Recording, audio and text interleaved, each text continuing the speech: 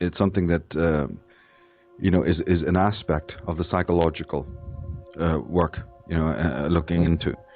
Basically, all I can say in reference to what people might be familiar with what I've already done is that this is a situation in which it arises out of the concept of the inauthentic self. We've talked about this in other writings and presentations about man living an inauthentic life. And of course, there's different degrees of inauthentic life. It's like a spectrum. Some people are, getting it together. They're not so bad. They're looking deeply at different reasons, you see, why they're not in selfhood, why they don't have strong boundaries, why life isn't working for them, and they're getting with it, and they're progressing, and every day is a new day of adventure and discovery. So they're not quite as bad, They're looking for the authentic life, which is, of course, connected to a man's selfhood, the purpose and reason of why he's here. And then, as I've shown in my work on pathology and how it works with the conspiracy, you have the other end of the spectrum of basically the self-murdered person. This is somebody who has no spirit at all, going not with a religious idea or interpretation of spirit, but with a psychological idea of spirit, which is that spirit is not something you're given at birth. It's not something you come into this world with. It's something you create for yourself through the experiences that you have. Soul, spirit, is something you develop yourself. It's something, it's like that you bring alive from within yourself. You're given the spark of life by the Almighty intelligence, but spirit is something you gain from your experiences here in this world. Just as everything else in your body grows from a natal state into maturity, so does your spiritual self. It's not just installed at the moment of birth and there you have it.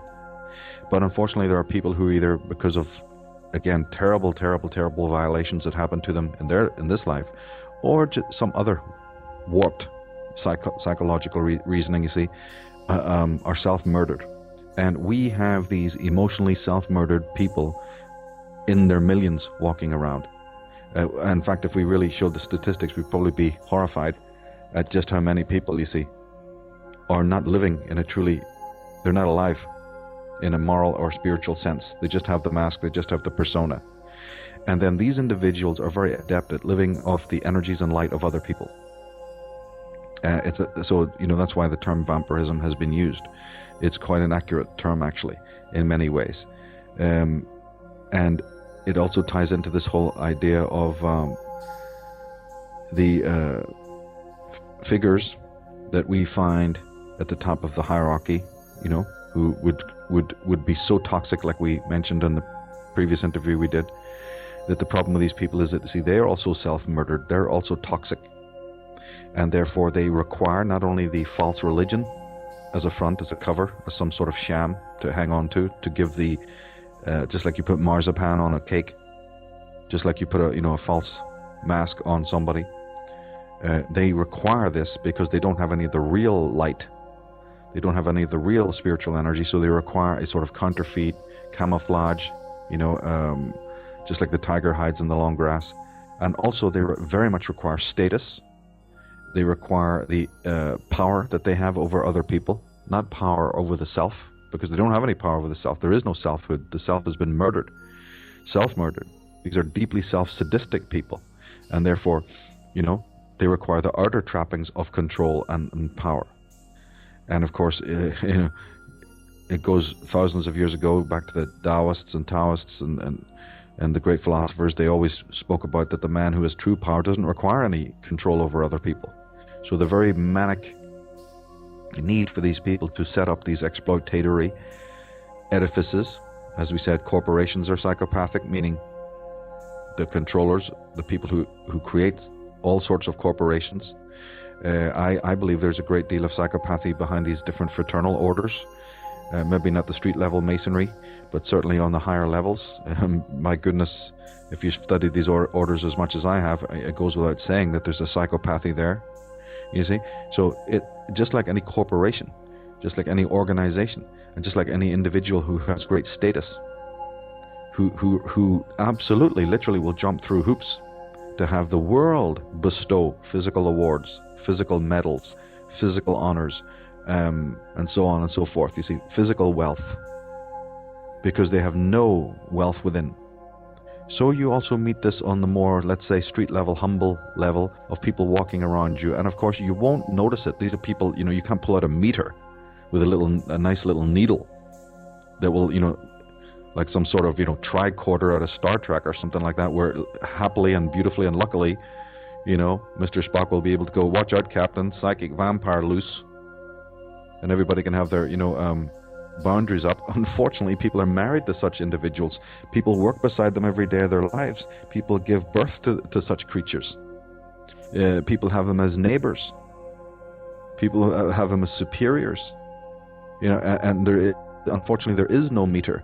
And the only meter that you have is your own intuition and your own deductive abilities to observe them very closely to find out, okay, is there something slightly different here? But of course, this kind of knowledge, you see, is very absent in the world.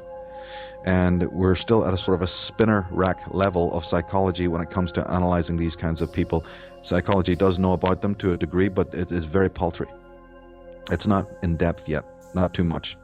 And so there's a lot we need to know about this kind of, you know, person and how they might operate and how this kind of vampirism works on all of its different levels. And this is what, you know, education I'm committed to. Very fascinating subject. And as I said, we do have a meter. We do have the ability. These people will betray themselves, but we have to be observant of that fact. And in the study of the psychic vampire, we're actually studying humanity. Because as I said, it's deconstructive. Once you understand what a human being is not, you have a greater understanding of maybe what a human being is. By the analysis of what it is not, all the various corrupt forms, you see, all the various counterfeit forms, once those are analyzed and discarded, like we said in the previous interview, once you've eliminated the untrue, you know, you'll be left with a sense of the true.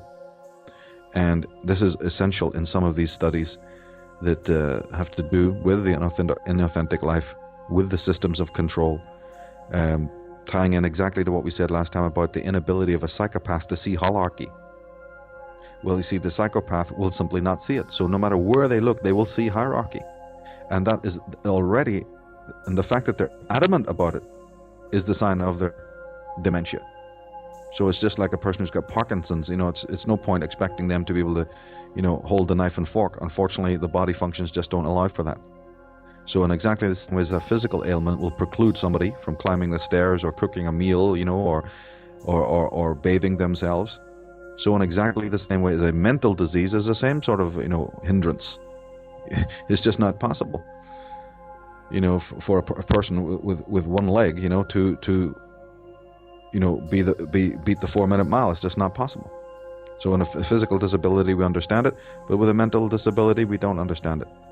But we need to start understanding that people with that kind of a disability are not going to be clear and deep in their understanding of the nature of the universe. It's simply not possible. Their understanding of life, their projections upon other people, their understandings of other people's motives, their understanding of how the systems of the world work are going to be deeply flawed. These are not rational people, and I don't care how many university degrees they happen to have. That has no bearing upon the facts at all. If a person is demented, they can still be intelligent enough to jump through hoops to get some worldly awards. In fact, this is what you often find with people who are megalomaniacs. They do possess enough skill to be able to, you know, manipulate people and to go along to get along in the school situation, or maybe win awards politically, you see, so that they end up getting power, because these people want power more than any other thing. So they're willing to sacrifice, they're willing to do hard work, they're willing to manipulate and worm their way up, you know, until they have an actual sense of power. This turns them on. This is very, very important to most of the potentates and the criminal syndicates of the world, you see, who operate in such a sadistic manner, not caring how much genocide, how much mayhem, how much misery they bring to the world. Again, if we do not know how to isolate a psychopath, that's about as good as not being able to identify a mad tiger hiding in the long grass, who's ready to just eat all your sheep and kill your, you know, children and abduct and murder and just go mad. Some wild, crazed out beast. You're in exactly the same predicament. And this is unfortunately where we find ourselves today.